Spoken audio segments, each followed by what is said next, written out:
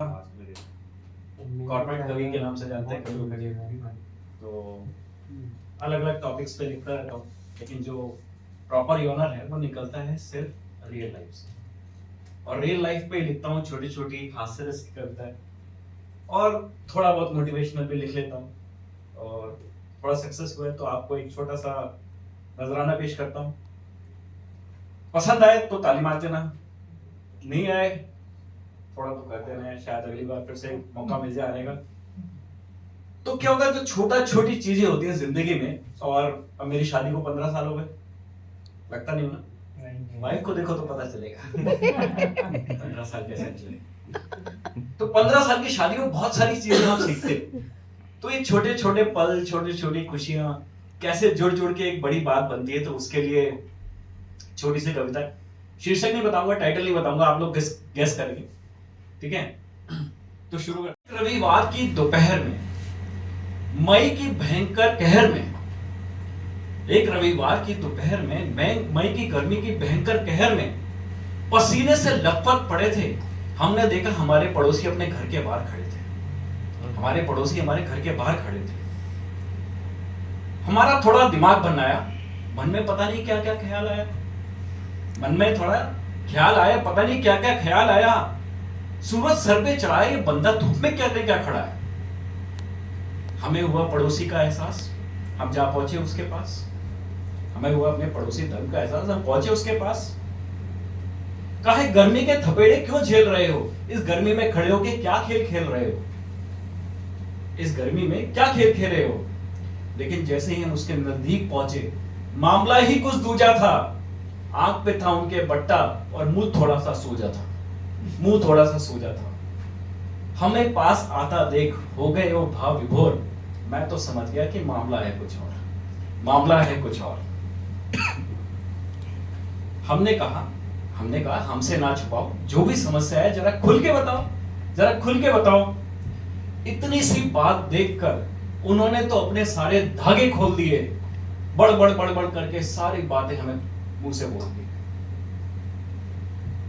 वे बोले, हफ्ते बाद आए रविवार की खुमारी हमें चढ़ी थी। एक हफ्ते बाद आए रविवार की खुमारी हमें चढ़ी थी। थोड़ा सा लेट हो गए उठने में, बेड टी मांगी थी, इसलिए बीवी हमसे चिढ़ी थी। खैर लेट उठे और ना नहाने के बना रहे थे हम अनेक बहाने। लेट उठे थे, ना नहाने के बना रहे थे हम अनेक बहाने, और इसी बात को लेकर ना जाने सुना दिए कितने ताने। घर पूरा बिखरा देखकर मेरे को ये बात समझ नहीं आई कि आज हमारी काम वाली काम पे नहीं आई। वे बोली, एक तो आज रविवार है, उस पे चढ़ गई है इतनी मुसीबत बड़ी। हम तो समझ गए यार पूरे दिन मैडम हमसे रहेंगी लड़ी। अरे हमने कहा, भाई ये सारी मत बातें बताओ, ये मुंह के सूझ जाए, इसके बारे में तो थोड़ा बताओ।